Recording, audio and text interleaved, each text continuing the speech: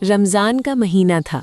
गर्मी की दोपहर, सूरज तेज चमक रहा था और गलियां सुनसान थीं। सब लोग अपने अपने घरों में आराम कर रहे थे।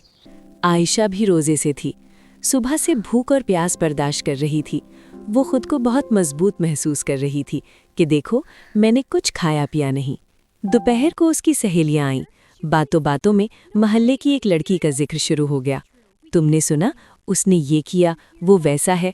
आयशा भी बातों में शामिल हो गई। हंसी मजाक, चुटकुले और गीबत। इतने में आयशा की दादी कमरे में आईं। उनके चेहरे पर सुकून था। उन्होंने चंद लम्हे सबकी बातें सुनी, फिर नरमी से बोली, बेटियों, क्या तुम सब रोजे से हो? जी दादी। दादी मुस्कुराई और बोली, रोज़ा सिर्फ भूख और प्यास का नहीं होता। अगर ज़ुबान काबू में ना हो तो रोज़ा कमज़ोर हो जाता है। कमरे में खामोशी छा गई। आयशा के दिल को जैसे किसी ने हिला दिया हो। उसे याद आया, सुबह उसने नियत की थी कि आज का रोज़ा अल्लाह के लिए है, मगर अभी वो किसी की इज्जत के बारे में बात कर रही थी। उसकी आंखें झुक गईं।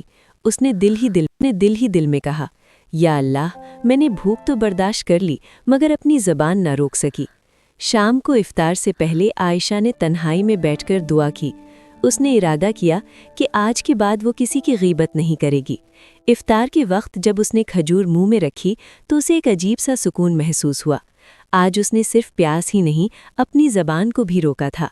इसी दिन से आयशा का रोज़ा बदल गया। वो कम बोलती, सोच कर बोलती, और अगर कोई गीबत शुरू करता तो मौजू बदल देती। रमज़ान ख़त्म हुआ, मगर आयशा की आदत बदल चुकी थी। इस कहानी से ये सबक मिलता है कि असल रोज़ा वो है जो इंसान के दिल को नरम करे, ज़ुबान को पाक करे और उसे बेहतर बनाए।